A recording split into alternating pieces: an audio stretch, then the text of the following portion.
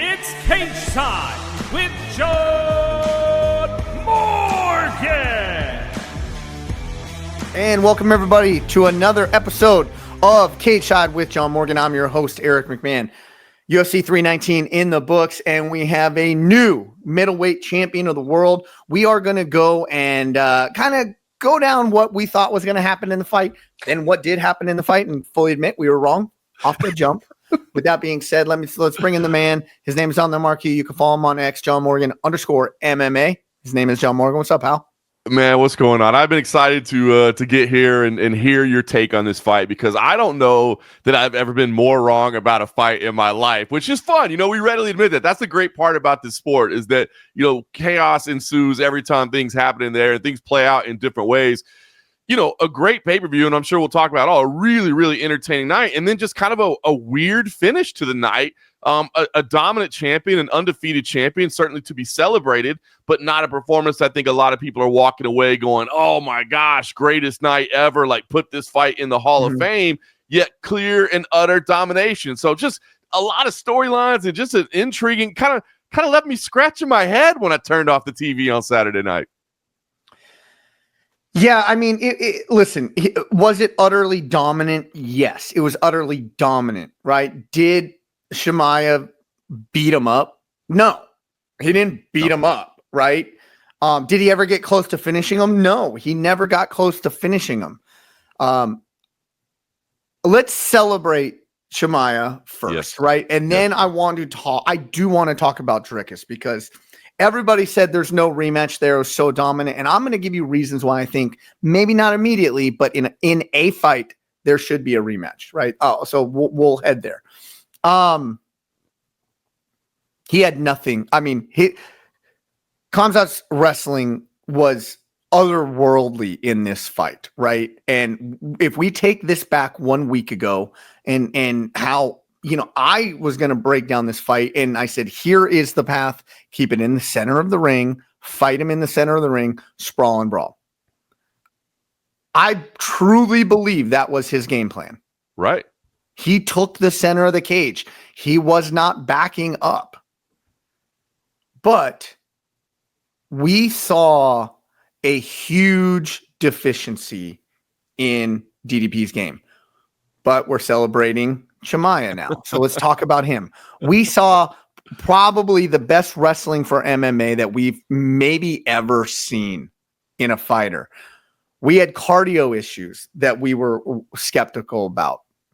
I believe we can throw those out the window now, but I'm not 100% sure yet on that. But he did go 25 minutes. He did, but that's one of the first things I wanted to get to in terms of like why I kind of felt like I was scratching my head, right? Because on the one hand, like you said, and I don't want to make it sound like we're knocking Khamzat Chimaev. He's undefeated. He's a champion. He's marketable. He's all these things. We're really just talking about one performance. I mean, every other fight up to this has been unbelievable, and you're like, that's the guy, that's the wolf. This one was just a little bit of question marks, but that was my first question mark, because you know, do we now say, okay, in his next fight, we don't worry, can you go 5 rounds? Because what I feel like is we know he can go 5 rounds if there's zero resistance. We know he can go 5 rounds if there's no pushback whatsoever. And, you know, we kind of said last week, like, if he can do what he normally does in round 1, in round 3, 4, and 5, then, you know, start carving out names in the record books, because he's going to be there. But that pace that he normally keeps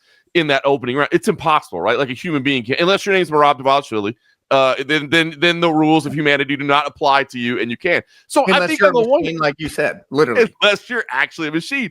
So on the one hand, like, I do think it's pretty smart. Like, okay, he can go 5 rounds if he's at, like, I don't know, 70%, 80%, but that's normal, right? That's pacing yourself and understanding that you can't go 110% and redline your engine for 25 straight minutes. So I guess that was my first question to you, is do you feel like he really did address the cardio issues, and we never even have to talk about him again? We never have to worry what he looks like in 3, 4, and 5 moving forward? No. Right? I know. No, I wanted to play the politically correct game early. Let's just throw everything out the window. Let's get into it. Let's be real, right? Because at first it's like, let's celebrate the new champion. Like, listen, this is a meteoric rise. an utter dominant rise till we got to this point, and we were so excited about this fight because one, as the immovable force, the unstoppable force meets the immovable object, right? And we were kind of at that, breaking point with these two. Yes. And then the fight happens, and you're just like, come on. And we'll get to the questions about Chimaev, but I'm very disappointed in Dricus here today. I'm really, because I think he is so much better than what he showed on Saturday night. You get to a point where in a 5-round fight, he will outlast people. That's essentially what he's been doing, right? He outlasts people. Outlast Izzy, got the sub. He outlasted even a cardio machine and outboxed a cardio machine and Sean Strickland twice. He sat down Robert Whittaker with a jab in round number 1 and then finished him. But it always looked to me as he's like, I'm going to wear him down. I'm just going to let him do this, and then I'll get him next round. I'm going to let him do this, then I'm going to get him next round. And he gave zero resistance. He got crucifixed early, and that was, he didn't let him do that. Let's be clear, right? He got crucifixed early, and I think Chimaev could have ended that if he went from punches to elbows, but he didn't want to sacrifice any position. So this was a tale of two fighters having two game plans. Chimaev was like, I'm going to utterly dominate position. And I feel that Dricus was like, I know that he's going to get these dominant positions, but he will wear himself out getting it. And neither of them worked to get to another point. That's the way I see this fight, how this fight played out. 100%. That was my thought after watching that. I mean, again, I watched it. It was great. My son was there. I was showing him, like, look at this dominant wrestling. Like, look at that takedown. Look at that crucifix position. Great. But I kept waiting for something to happen, for Dricus to really just realize, hey, I'm down at this point. I got to go. I got to make it happen. And I just, when the fight was over, the first thought I had to myself, did Dricus just assume, because everybody did, right? The whole narrative around this fight was, look, at some point, Khamzat's going to break. And so was Dricus just waiting for Khamzat to break, and then he never did, and so he never really had that opportunity. And that's kind of what I felt like. So, again, it was smart. Like, I think what Khamzat did was smart. Like, hey, I can't allow myself to break, so I'm going to go, I'm going to keep it on cruise control. I'm going to dominate this position. I'm going to keep it on cruise control to make sure I keep gas in the tank, that I don't burn out of fuel. And on the flip side, Dricus never really flipping that switch of being like, okay, well, if he's not going to break, I got to go break him. You know what I mean? Like, we assumed that he wasn't going to be there in 3, 4, 5, but guess what? He's still here. Now I really, really got to make something happen. And again, I don't want to make it seem like it's that simple, that all you got to do is just turn your head. Once my mindset changed that I'm going to be aggressive, now, Khamzat's wrestling is no longer effective. No, but I don't know, man. I never really felt that real sense of urgency. Maybe late, very, very late in the final round, but by then, and oh my gosh, had he been able to come we'll from get behind. there, because that's I see future plans with the way that 5th round. You're tipping the scale here, and you're leading me to go to where I want to go before we want to go there. Right. I'll let you get to there. But yeah, I mean, that was an amazing one. That one did get me off the couch. Just, oh my gosh. But yeah, that's what I felt. I felt like maybe Dricus had this mindset of like, this guy is going to wilt in front of me at some point. And when he didn't, there wasn't like plan B, or at least plan B wasn't initiated early enough. You're 100% correct. I mean, that's exactly what happened. Okay. Let's be clear about what exactly we were talking about. Chimaev, outside of the crucifix, never unlocked his gut wrench, his body lock. He never unlocked it. Dricus tried to stand up half-heartedly, tried to stand up a couple times, just got dragged right back down and just protected. I'm protecting that hook. I'm protecting here.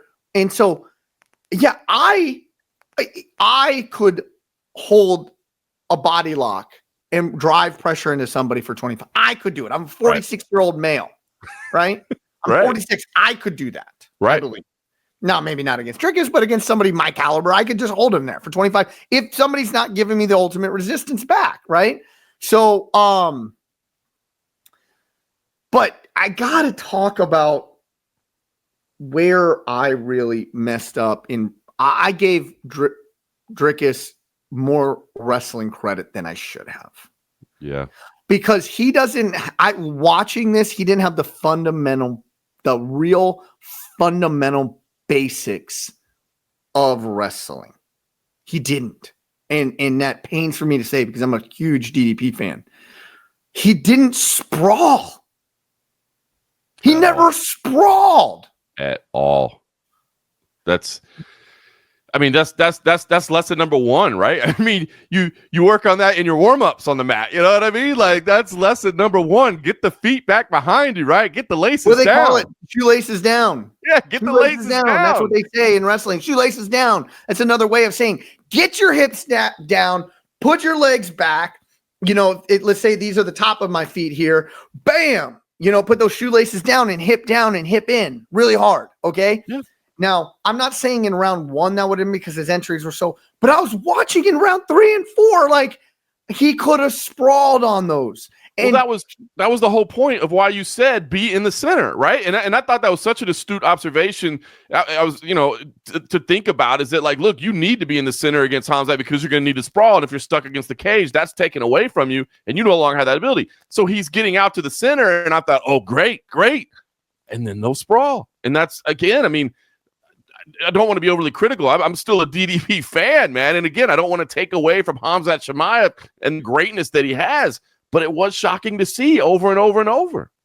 And it looked like once he got taken down, he did the right thing. Okay. He's clearly knowledgeable. He has a high fight IQ. He walked himself, crawled himself to the cage, put one side against the cage, and then just was like, either A, I'm going to wait for Chimaev to make a mistake, or B, I'm going to sit here the whole time. And Chimaev on the other side was either A, I'm going to wait for Dricus to make a mistake, or B, I'm just going to stay here the whole time. 1, 2, 3, 4, and half of 5 went that exact same way. Yeah. And, again, and early on, it didn't bother me, right? Because, again, we know the narrative coming in is like, dude, Chimaev, you got to get through that storm, weather that storm. So early on, if you're like, okay, storm's not really that bad, I'm gonna hang out here in the rain a little bit. I'm fine. Had no problem with that. But then when it just didn't start to turn until very late, that's when you go, oh, this is slipping away badly. And then you realize, oh, I haven't even made Khamzat work hard because, as you said, he's just hanging on, just holding on. I mean, you look at the stats. I got UFCstats.com pulled up right here. What was it going into round 5? Give me significant strikes going into round 5. I read some crazy statistic of it, like being like 5 to 3 of significant strikes. Maybe that was going into round 4 or something like that. Yeah, going in. So if you go round by round, significant strikes in round 1, Khamzat is credited for 1 of 2. In round 2, he's credited for 4 of 5. Round 3. His best round, striking wise, 19 of 22. Round 4. Okay, so going into round 3, round 3, he had 5 significant strikes. 5 to Dricus' 0. So the official stats after 2 rounds have 5 significant strikes to 0. Just, so crazy. Exactly this. It's what we're watching played out, and now looking at the stats to a T. Neither was going to do anything and take any risk. And that's why I just said Dricus was like, I'll get him next round. Yeah. And then round 5 starts and Dricus says, maybe I need to start moving a little bit. Yeah.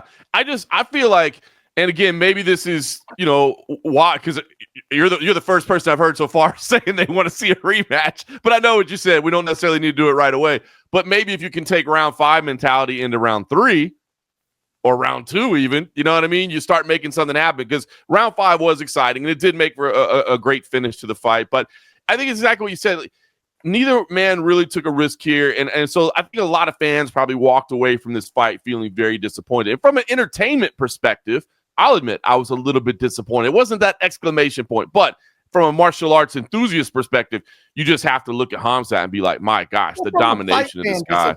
I was very disappointed as a fight fan. Like, this did not live up to the billing at all. Let's just call it what it is.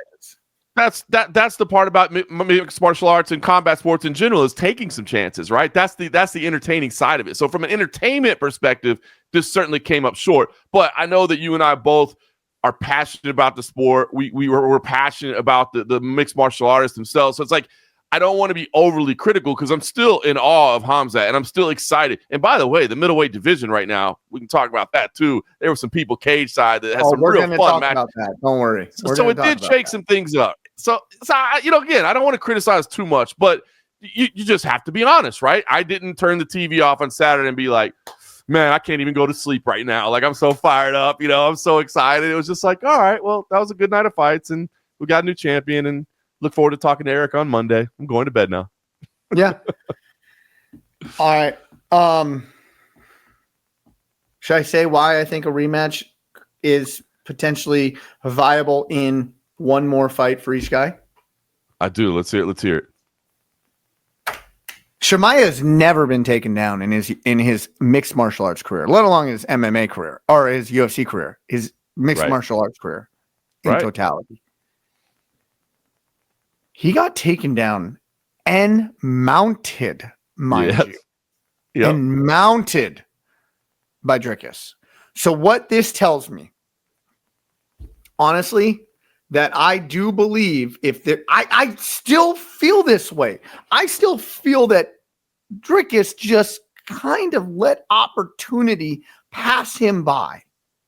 Agreed. I believe he was too fearful of being submitted to fight in the way that Dricus fights. Right. And if Dricus fights in the way he fight, either A, he would have been finished in the 1 or 2, or B, he would have zapped that tank and fast forwarded to what he did in round 5, late in round 5, into maybe round 3. Yeah.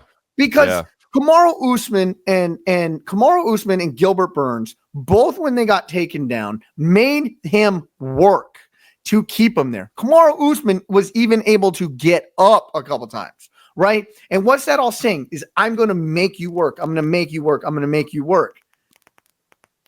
Dricus didn't make him work. When he made him work, and eventually, I don't know how compromised cardio-wise Chimaev was, but when he made him work, he sprawled out on one takedown to a degree. Then he came back in, and on the other one, he clearly was always looking for that kind of like hip heist throw, which then he got in round number 5, got the takedown on Chimaev, and mounted him. This wasn't some, in a scramble, I ended up on top takedown. Yeah. This was, I hip tossed you and landed up on top in the mount position. For no other thing other than that, I look at a scenario as like, I still clearly think that these guys are 1 and 2 in the division. That's just how I still truly feel. Mm-hmm. I know there's guys in line that we can talk about, right? But with that being said, Dricus showed that he can get there. Dricus showed that he could stave off a takedown. Dricus showed that he is harder to submit. Dricus showed a lot in this fight, but he didn't give the effort that I think he needed to. So for all those reasons, I think he's back in South Africa now, kicking himself of saying, like, listen, it's on my shield. It's on my shield because I think I'm good enough to do it. And I think he is good enough to do it. But I think also Chimaev's good enough to submit him in round number 1 too. Oh, I know. So you have to decide, do you want to just be ridden out for over 25 minutes or do you want to go out on your shield? And if you go out on your shield and don't get submitted in round number 1, dude, we may be saying like, Dricus, you could be a world champion again. And you couldn't get through this guy. For all those reasons, I would like to see a rematch because I think Dricus is a prideful guy and he will fight him that way next time. And he clearly didn't fight him that way this time. Clearly, it was a concerted effort of, I'll wait till next round. Then round number 5 came around. He said, oh, shit, I don't have a next round. You're spot on. You're actually spot on. So round 5 is the fight that I thought we were going to see from like 2 through 5. To be honest with you, I kind of expected that Dricus would probably take it a little bit conservative in those open 5 minutes. You know what I mean? Because you're trying to weather that storm. And, so I thought we would see more round 5. And when you think about rematches, I mean, the thing about the sport, styles make fights, right? Like sometimes when two guys come together, that's just the way their styles are always going to play out. But I don't think that's what we really saw here. I thought we didn't see typical of either man in this fight, which leads me to believe that exactly as you say, a rematch would go differently. Sometimes you see a fight and people say rematch and you go, what's going to go different? It's going to go exactly the same. I know exactly how these two styles are going to collide. We didn't see those guys until round 5. And let me throw something else in there that might make this rematch a little bit more palpable, right? Because I don't hear a lot of people calling for it right now. You got one. So you got one. And let me tell you why that one might have some ammunition on their side. What did we just miss last week? That breaking news that pay-per-views are going away, that they're going to Paramount Plus, that they're going to CBS, that they're going to that. Now again, I talked to Dana White at the Contender Series last week, and I did ask him, I'm like, how does construction look? How do you change these cards up? Because now you're no longer incentivized that you got to make the pay-per-views sell well because they're not selling anything. And he said, listen, come on, you know me. I want to drive this thing. I want to hit viewership. But if you're sitting around that matchmaker meeting and you're talking about, do we put this rematch together, knowing that last time wasn't the most entertaining, and you're like, man, are people really going to buy this? Because there's a big difference, right? If you put this fight back together in January and say, I need you guys to pay me $80 to watch this fight, I think a lot of people are going to go, I don't know, bro. I paid $80 last time, and I kind of walked away a little bit disappointed. But if you just say, hey, we're running the rematch back. It's your $12.99 a month on Paramount Plus. You want to watch this thing again? Because I'm telling you, don't think it's going the same way it went the first time.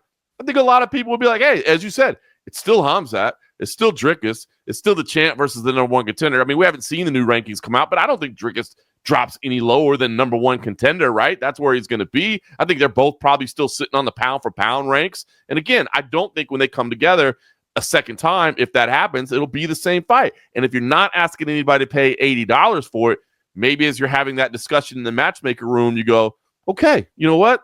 That's a little more palatable to me. I'm okay with that. Mm-hmm. No, yeah, I didn't look at it from a dollars and cents perspective, but which a company will. Yep. Yes, they will. Company will look at it from a dollars and cents perspective. It's just like I'm disappointed in the way DDP fought that fight. I'm not disappointed at all about Chimaev because honestly, I would have done the same exact thing if I were him. I would have changed nothing. Why do you need to change anything in route to getting a multi-million-dollar payoff and a world championship to boot?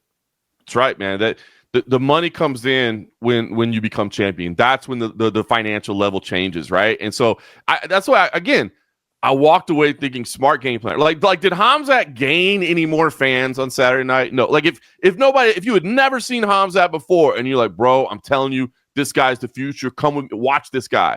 And you watch him for the first time, I doubt you walk away going, oh yeah, like that's the greatest mixed martial art on the planet right now. Like I want to watch that. That guy made me a fan. But it was smart. And if you're controlling, as you said, if you're not even having to take risk and your opponent is just allowing you to do it, why change anything up? Your goal is to get that belt, get that bigger contract, get that money. And he's accomplished that. And he's still got a pretty damn good highlight reel. So, this may turn out to be just a night. You know what I mean? This may turn out to be just a night. We'll see where it goes from here. This may turn out to be just a simple evening where we go, well, wasn't his best stuff, but he did become champ. And then he came out and he became that monster again in his first defense. And then we saw it again. You know what I mean? So there's still a bright future. And let's not discredit. He made the champion look like a child. Look like they shouldn't even be there together. Look like they weren't even in the same skill level. But that's what was so disappointing about this. Like, I don't like the fact that everybody was like, Dricus has just got nothing for him. He just can't do it. He was ragdolled, whatever. Like, he was, but he also did when he decided, in my opinion, when he decided to pick it up a little bit, he did do something that nobody else has done to Chimaev ever. Amazing. Yep. Which is like still kind of crazy to say. He'd never been taken down in his MMA career, and he took him down, and mounted him. And Who knows? Just who knows? I don't think Dricus will accept the positions like he did. But by accepting the positions, you make yourself susceptible. Or by not accepting it, you make yourself susceptible. But I just don't think he would do that again. And so I do want to see it because I want to see what would happen if Dricus doesn't accept it and then just play purely defensive. And then B, what would then Chimaev's next move? Do I think Dricus could have got up a couple times? I do. I do think he could. Do I think he was going to get taken right back down? I do. But do I think then that gas tank goes bomp, bomp, bomp, bomp, bomp, and then round 5 becomes round 3? It's crazy, man. It's crazy. So that's my take on this fight. I agree, man. I agree, and I wish we would have seen more of it. And I agree. I think if they meet again, it doesn't end up being the same fight. So I'm with you on that one, to be honest. But like you said, there's got to be one in between. So what do you think the path is, right? Because you got a couple cases out there, right? Obviously, I don't think we're going to see the rematch next. I think we all agree with that. That's a one-sided fight. We don't do it next. So you got Reinier de Ridder, who's out there, who certainly is capable and has been on a hell of a run. You know, is an incredible year that he's had since he came to the UFC. You got this big fight coming up between Caio Borralho and Nassourdine Imavov, but that's, a couple weeks away. And Khamzat did say maybe I'll fight October in Abu Dhabi. So if that's on the case, if that's that, then it's got to be RDR. It's already, or do you even go as far as Anthony Hernandez with that statement-making performance, or do you go Anthony Hernandez, Dricus Du Plessis? Fluffy is already lobbying hard. Yep. He's saying, dude, I didn't see. I was not impressed. I would have beat him. That night. Yep. So to me, listen, Evolov and Borralho, they have unfinished business. It's going to get settled. Yep. So now it really becomes there's 3 people. The winner of that, Fluffy, and RDR. Yep. Let's just say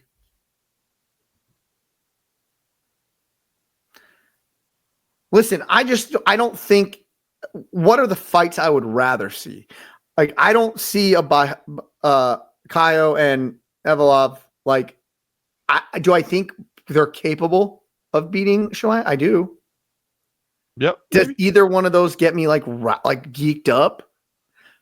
No, they don't yet, Does an RDR kind of get me geeked up? Yeah, because I know the history of this guy. He was a double champ right over in Ryzen.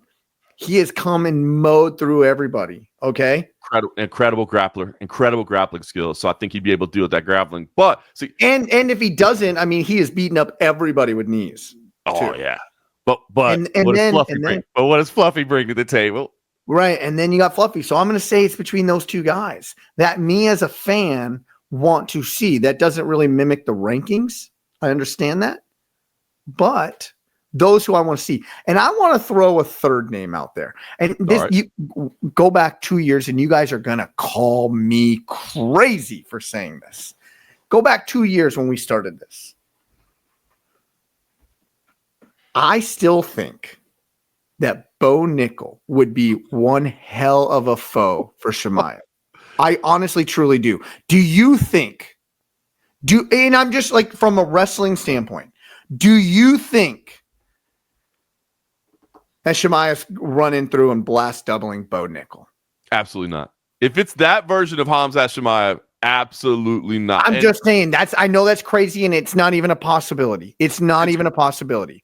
But I'm just saying, styles make fights. And so when I look at styles making fights, I even throw Bo Nickal into this conversation that you have, Fluffy, RDR, and way down the line, a Bo Nickal. Because I honestly would love to see a Bo Nickal and a Chimaev. Because I think Chimaev's got one path to victory against a Bo Nickal, and that's getting him down and submitting him. And I don't know if that could happen.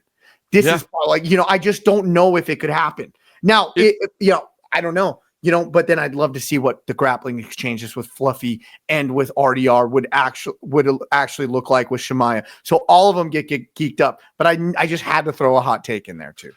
Well, it's funny, man. It's super interesting, right? Because it would be a hard path. And listen, you talk to the UFC matchmakers, dating back to Joe Silva. I love what they say. It's like, look, my job as a matchmaker is not to create a champion. It's to create a challenger to compete against the champion. Now, to get Bo Nickal to maneuver him to that spot would be difficult. It would be a challenge. They would have to break out. 2 wins, two high-profile wins. And you got to get the right ones. Because I get what you're saying. Somebody listening to this might be like, Eric, you're crazy, idiot. Man. Yeah, he would lose to 15. He would lose to 14. He would lose. That's not what you're saying. It's not about, do I believe Bo Nickal is the best middleweight on planet Earth right now? No.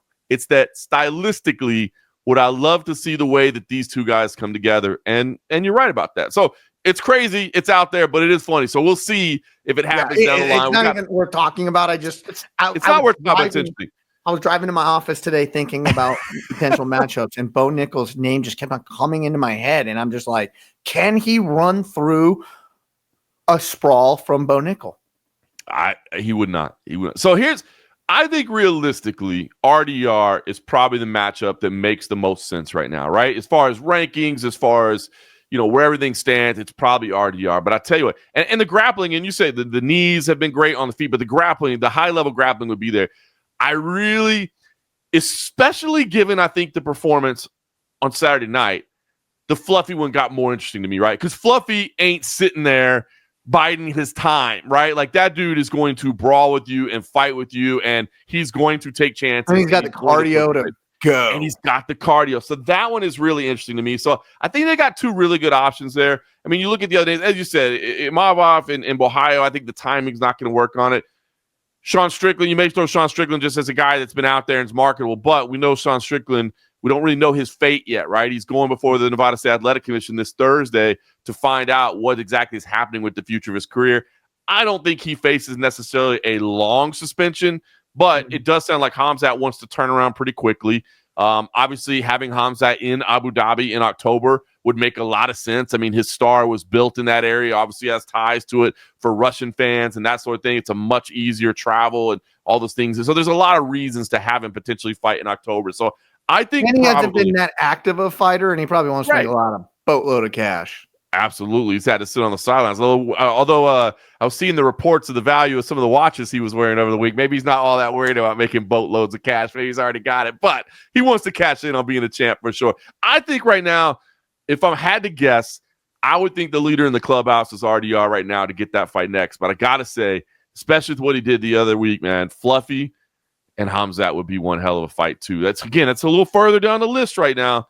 But again, this isn't necessarily. Where would you go from a fan sentiment, not mine and yours, because this is an interesting dilemma, right? I don't think Fluffy or RDR are too widely known by your mainstream fans. I would agree.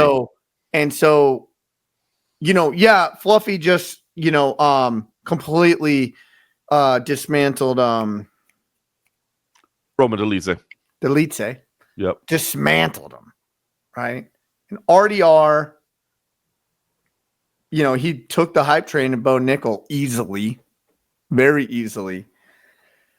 And then comebacks and rebounds with another big victory just a few weeks ago that sets him up where now. But which one from a fan perspective? It'd be it's honestly a hard sell, even if you put in Borralho and Imavov. No, you're right. It's funny. Sell. All of them are a hard sell. It's funny because, listen, this is how mixed martial arts works. These are how the conversations go, right? It is about who's earned it. But again, at the end of the day, and especially till the end of the year, there's still pay-per-views to be sold, right? I mean, like, literally, I think the point, right? Like, what if I threw this name out to you? We're talking about simply fan interest. What if I threw out the name Israel Adesanya, who absolutely should not be in a title fight right now? Absolutely should not. But is a bigger star than all those people, right? Like, that would not go well for Izzy, though. No, and I'm not. But I'm just saying, when you think about like the business, right? Because you're 100% right. Like, are RDR Fluffy over, to take a pro wrestling term, to the level of like an Israel Adesanya? And Israel Adesanya is not taking that fight he doesn't deserve. But no, so maybe this, I don't know. Maybe you just have to bite the bullet on. I mean, yeah, Sean Strickland would be probably a bigger over type fighter right now than those two. But, was that a star? Or you could even throw like a Costa in there too. Boy, you really could. You really could. Again, I would love to see Paulo Costa though versus MVP. Oh, that's interesting. Because MVP's at that 85, looking good, man. He's gonna be in the rankings. I can tell you right now. I haven't seen the rankings update, but I can tell you, I was filling out the rankings this week. The UFC has taken him out of 170, so he's no longer even eligible to be ranked at 170. He's 2-0 now at 185 after that impressive win over Jared Cannonier, and he's only eligible. Jared Cannonier was at 9, so I think you put him probably just flip the spot. I mean, Cannonier's probably got on the backside of a 500 record over his last 5 fights. So, yep, I put him just. I'll peel mine back. I don't know where it's. I put him at number 10 with Cannonier right behind him at 11. Just had Brendan Allen at number 9 right ahead of him. So, Anthony Hernandez at 8. Kyle Ohio at 7. So MVP Brendan Allen. That'd be a great fight too, man. MVP, but look, man, it's MVP's fun to watch, man. He's just. Gosh, it's so entertaining. It's such a unique style. You know what I mean? Like in a world where everybody's training everything. Fun and disrespectful all at the same time. Oh my gosh! When he's just telling him, "Calm down, don't get all worked up, bro. Calm down, settle down." It's amazing, man. And on the mic, he's fantastic on the mic as well, man. Like get big fights for MVP, but it looks like by the UFC taking him out of the welterweight rankings and only leaving him in the middleweight rankings, I think, and MVP kind of alluded to that too, where he said, he talked about it in the week, like, I kind of feel like welterweight's my home, but it feels like the UFC feels like middleweight is my home, and this is where I need to be. And by then taking him out of the rankings eligibility and put him at 85, that shows you right there where the matchmakers see his future moving forward. So, yeah, he's another name that's entered in there. So they're in a unique position in middleweight, right? Like we talked about it. It's kind of churning. You had those marquee names that were at the top forever and ever, your Whitaker, your Adesanya. Let me ask you this. Yep. RDR or Fluffy? Who do you want to see it next? I think Fluffy, to be honest with you. I think Fluffy, man, just because I want to see that dog come out of I think RDR, the grappling, I think is there, right? You know what I mean? I think he's capable of dealing with Chimaev. So I think RDR has a very good chance of beating Khamzat Chimaev. I really do. And I think it'll be fun. Going in, if you'd have asked me that question on Friday, if you just told me, John, I've seen the crystal ball. Khamzat wins. He's walking away. We need to get his fight booked now. Where do we go? So, you know what? Well, I know Khamzat's going to tear through Dricus if you're telling me he already won. So give me RDR because I know RDR will be able to deal with his grappling. But after what I saw on Saturday night, after him not being forced to fight, after him not being forced to show that dog in him until the very end, I personally, as a fight fan, want to see Fluffy because Fluffy may go out there and get absolutely choked out in a minute and a half. But he's going to make that 90 seconds of hell. You know what I mean? And that's what I wanted to see. That's what we thought Dricus was going to bring and didn't. So as a fan, I think that's my explanation. After what I saw on Saturday, I think I want to see Fluffy more. How about you? Am I crazy? No, you're not crazy. Your history favors the most recent. Yeah. Right? True. A little recency bias, maybe. I look at it, though, as like, can either of these guys, which one do you think could stop the takedown better? RDR. That's that because then I want to see these guys out of their element to a degree. That's what I think each of them brings to the table. From a tactical perspective, I want to see the chess match, the high speed chess match of Khamzat and RDR. Right? From just a technical experts, I want to see that. But from just a dog fight, 2 men in a cage throwing down, that's what I think Fluffy will bring to it. Yeah. And the build-up. I mean, listen, by the way that you just ragdolled Dolitze, I'm probably leaning to Fluffy a little bit more. But what do I think would be the better fight?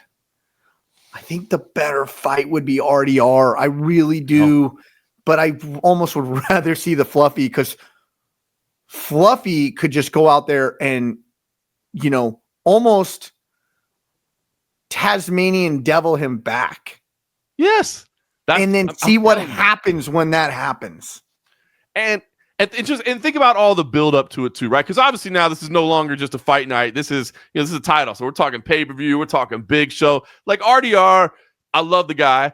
But he's going to be polite and he's going to smirk and he's going to say he's going to have some zingers. He's going to have some one-liners because he's a smart cat and it'll be fun. But Fluffy and Khamzat just getting up in each other's face and giving zero respect whatsoever. Again, like from the mixed martial arts contest, RDR is the better one. From the back alley fight on the street, Fluffy's the better one. So I'm torn. I think they go in one of those directions though. It's got to be one of those. And health comes into it and locations come into it and all those things. That's the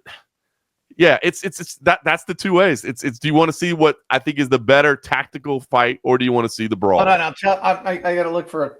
I'm going to tell you what the next fight's going to be. I got my quarter here. So heads is RDR, tails is Fluffy. Heads is RDR. Let's see it. Is Fluffy. Yeah.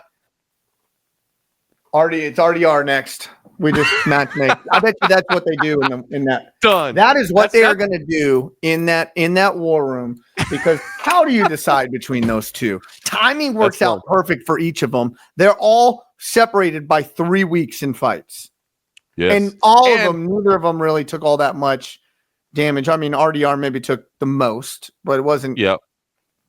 Whatever. He's fine now. He'll fight. He'll fight in October. If they're going to do this in October. And from what you brought up earlier, like I said, we don't always think about it from a business perspective, but the UFC does. Neither one of them is such a big star one way or the other that you're like, well, I like this fight more, but this fight's going to do double the amount of pay-per-view buys. You know what I mean? I think they're kind of, you can switch either part in there. So I'll say the stance from the beginning. I do think RDR is the leader in the clubhouse. I think he probably gets the next matchup, and I'm fine with that. I'm totally fine with that. I mean, what he's come in and done and took the hype train, and then unbelievable. What was his last fight? I'm totally spacing now.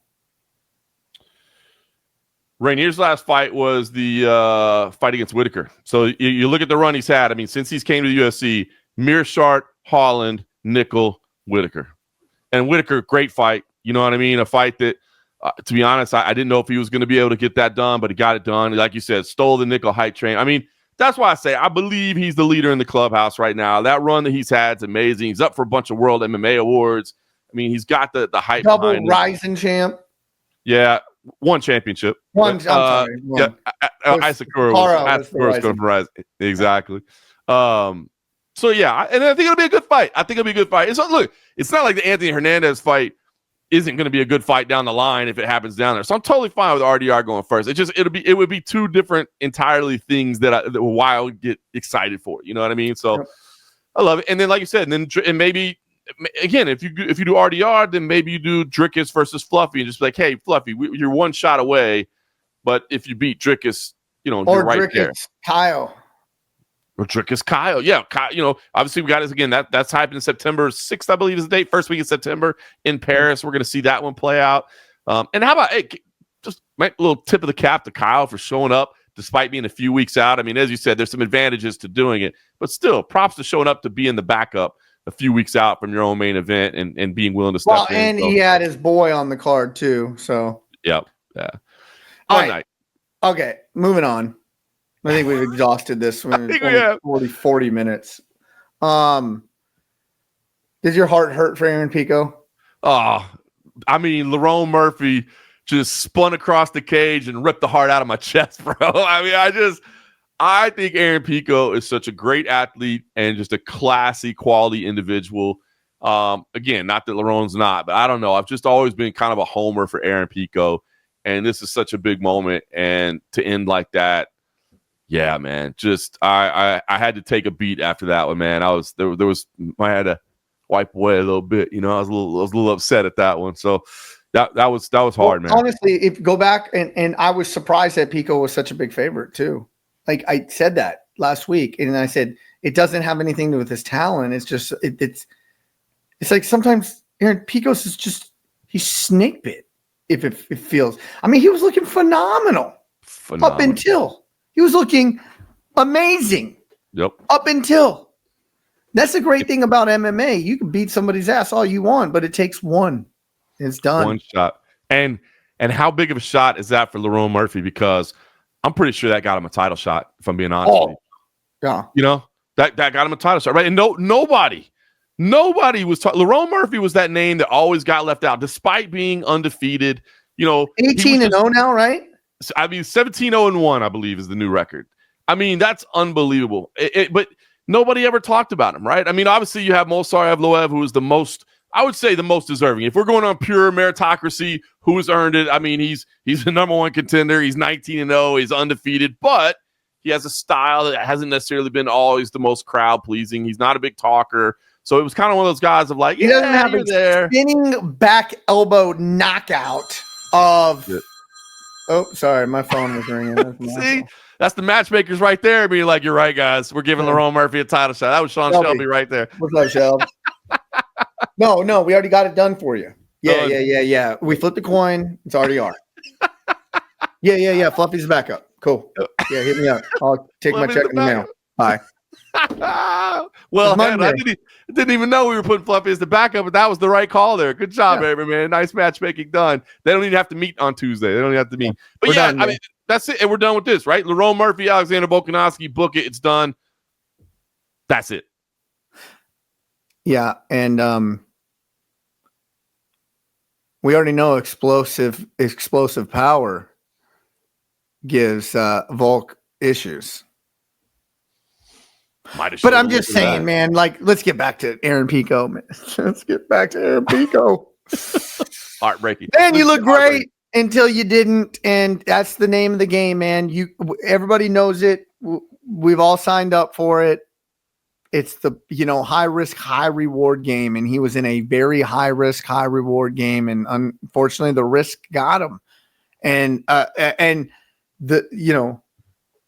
the calmness under fire that Lerone was operating with, and to pull that off, spectacular. Unbelievable. That's a potential knockout of the year candidate. You know what I mean? Like, that's just unbelievable. It was clean and in that situation. And yeah, man, we talked about it last week. I'm just a big Aaron Pico fan, like the fighter and the human being. Like, you'll never meet a more polite, respectable, just good dude.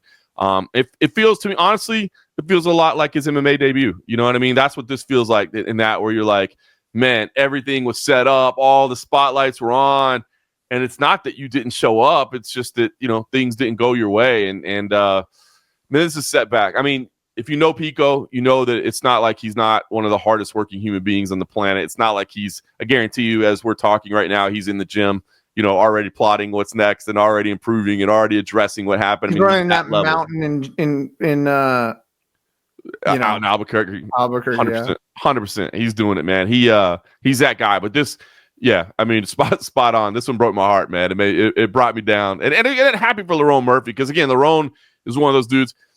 Maybe almost like maybe you could almost compare him to like a Bilal Muhammad. You know what I mean? Where it's just like, nobody ever talked about him. Nobody ever had him in the mix. He had to scratch and claw and just keep working hard and just keep getting there. And this was that breakout moment for Lerone Murphy. You know what I mean? And speaking of Bilal Muhammad, what's his hatred towards DDP over? I don't know. I don't think I know the genesis of that, to be honest with you.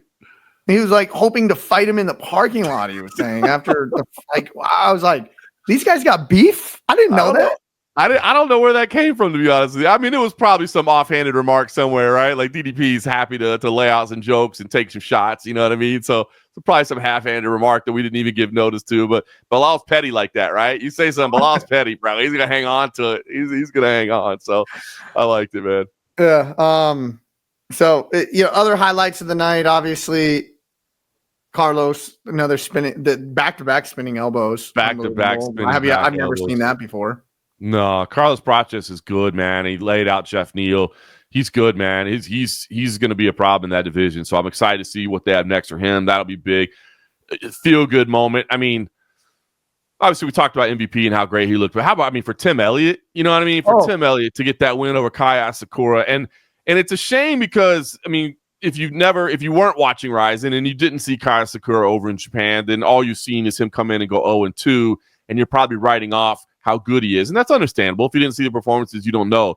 But Tim Elliott, just the dude that's been around the game forever, and to deliver in a big spot like this where a lot of people are counting him out, I thought that was awesome. I thought did he win that tough that he was on? He did. Yeah, he did. You got to think about Tim Elliott. Pantoja was on that tough. Brandon Moreno was on that tough. And Tim Elliott won it. Crazy. Got to fight Demetrius Johnson 2016. I mean, that was 9 years ago, and then here he is still at the top level. But like I'm saying, like he's a high level fighter. He is extremely good. He won that and season unique. of tough. And such a unique fighter, right? Like we talk about like MVP being, so many fighters, like obviously because they're all training and drilling the same stuff, and they kind of adopted, the same kind of setup, and here's your hand position, and here's your, to be that unique, where it's like, bro, you see that guy fight, it's like so unique. So I thought that was amazing. And then I also, man, I got to give a shout out to Eric Nolan, man. I mean, obviously that's CFFC homer all day.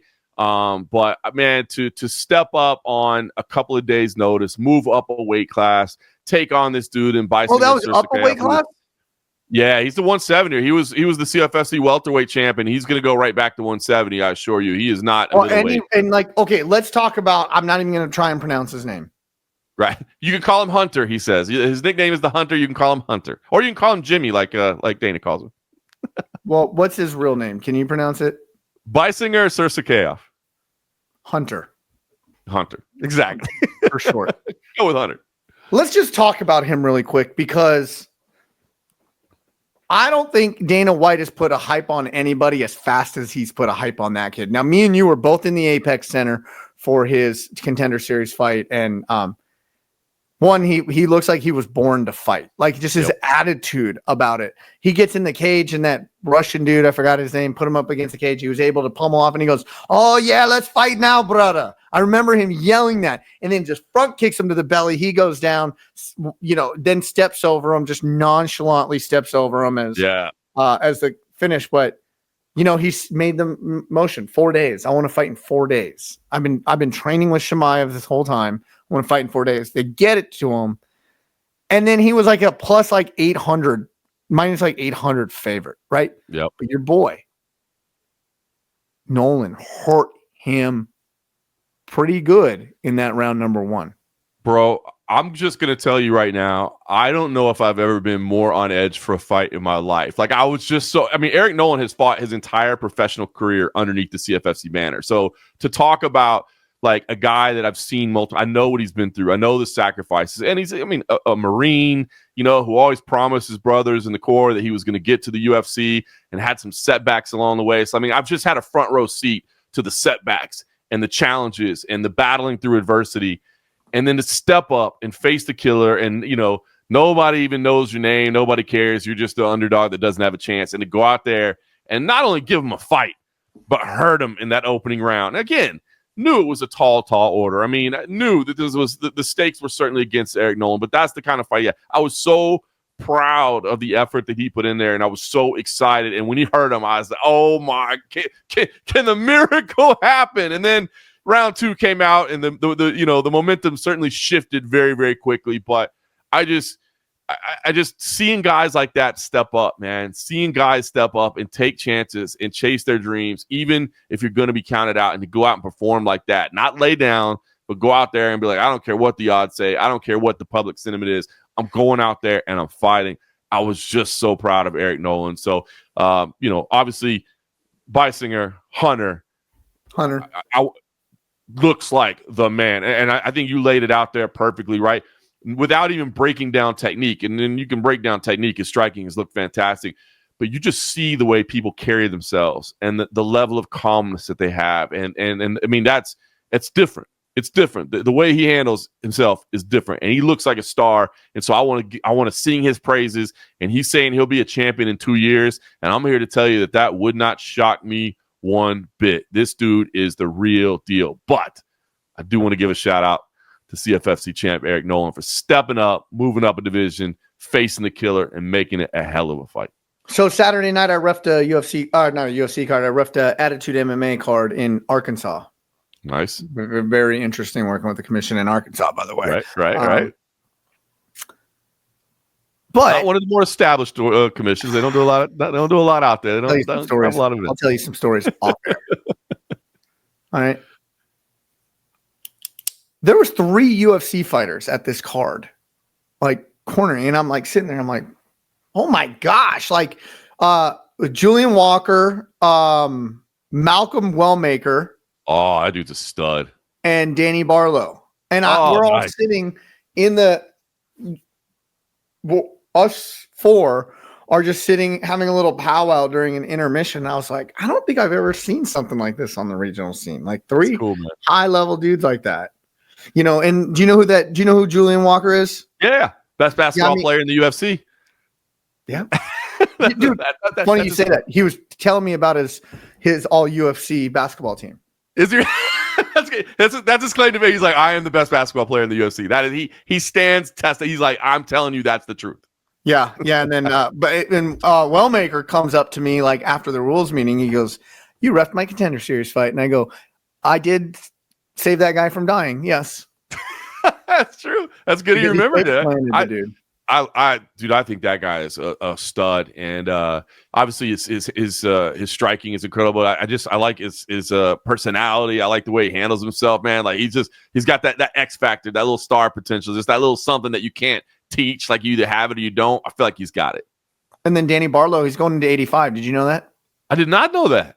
Yep, he's going to 85. Honestly, good, man. He's big. Those don't look like easy moves down to 70 for him, man. No, he says he just couldn't do it anymore. He said he was he thinks that the cut was what got him stopped from that knockout. And he's like, I lost 25 pounds in like 2 days for that fight. That's crazy. Yeah. I did not know that. That's good. I like that move from him though. As soon as you said it, I said, you know what? He's gonna be so lightning fast at 85. Oh.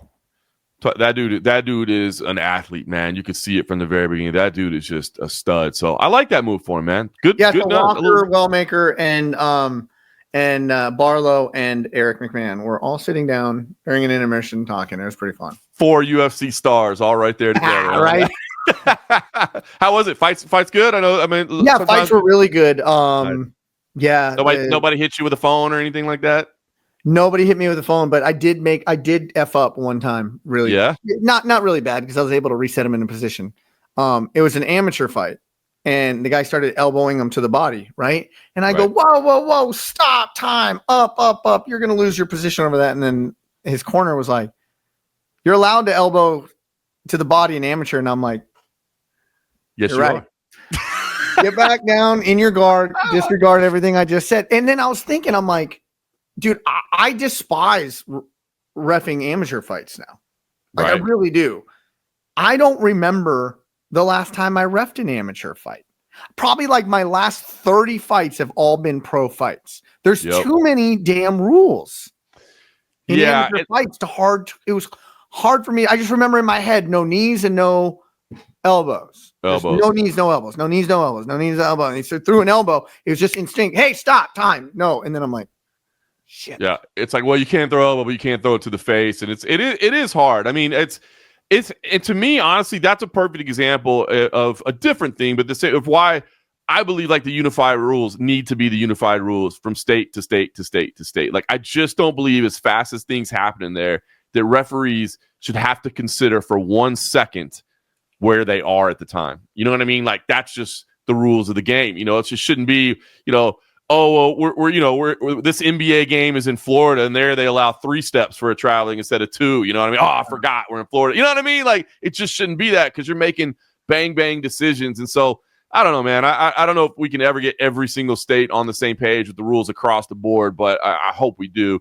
And obviously, the amateur is always going to have a little bit different rule set because safety. those safety. Yeah, those guys aren't 17 or 18-year-old kid just getting sliced.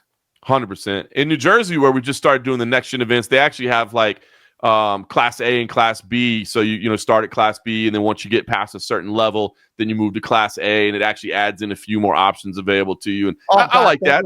Don't let me ref that shit.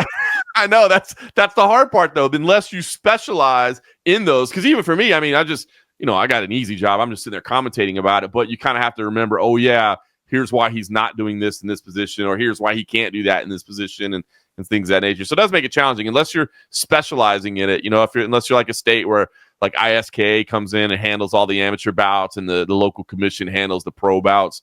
It can be challenging for the referee to just flip like I want to tell you about a stupid rule. I've never heard this before, and I just learned it in Arkansas. Right? Let's hear it. So, amateur fight. Heel hooks are legal, which, okay, whatever.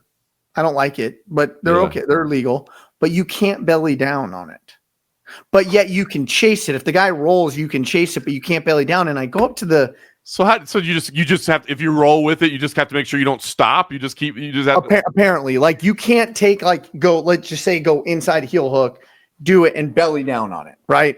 I don't know. That's a silly rule. I'm just gonna. Hey, look, I'm not trying to insult anybody with the commission, but that's stupid a silly rule. And I asked the commission. I said, I on a basic jiu-jitsu level, I don't understand this rule. Right. Help me understand this rule. And they're like, well, we had a guy that happened to a guy and he tore all the ligaments in his knee. And, we just don't want to see that happen. I go, but that's the point of a heel hook. Right.